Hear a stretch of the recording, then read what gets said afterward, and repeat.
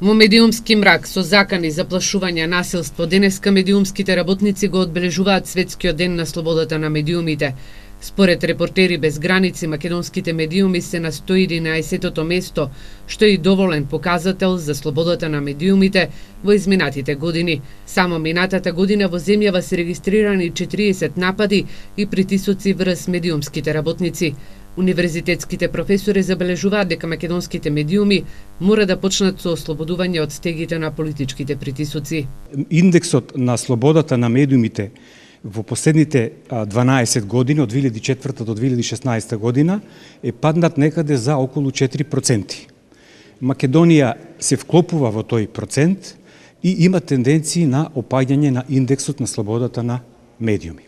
Покрај законски измени, потребно и самите новинари да се отргнат од политичките и економски елити во земјава, за да имаме реално и објективно известување од настаните, состојбите, процесите во земјава, смета Мајхошев. И самите медиуми влетуваат во скутот на политичките елити.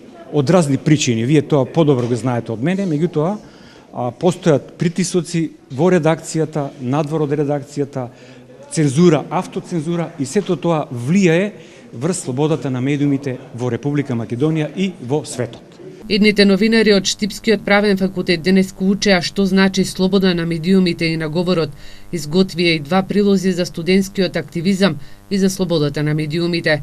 Сметаат дека покрај теоријата, еден студент на новинарство задолжително треба да има и практичната настава. Особено е важен практичниот дел. Значи, теоријата како таква не е она што му е доволно на еден студент, кога веќе зборуваме за студент по новинарство, не е она што е доволно, туку се разбира, потребно е постојан пристап кон медиуми, работа во медиуми, секако следење на медиумите, така да сите овие аспекти кои што ги споменав се особено важни за особено една млада личност да се изгради во еден понатаму успешен студент или се извинам новинар.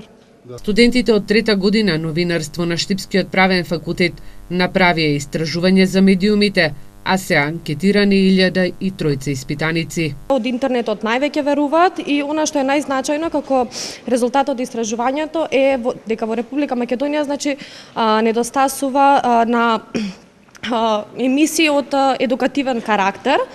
Меѓутоа и значително е тоа што доколку луѓето во значителен број следат една телевизија, меѓутоа најмногу веруваат на вестите, информативните содржини на друга телевизија. Македонските медиуми денеска Светскиот ден на слободата на медиумите го слават во услови кога згаснуваат вестници, се затвараат телевизии и радија, а медиумските работници остануваат без работа, плата и здравствено осигурување. Пораката е дека ЕСНАФот мора да се избори за подобри услови, плати и сигурност, за да не биде подложен на цензура, автоцензура и притисоци.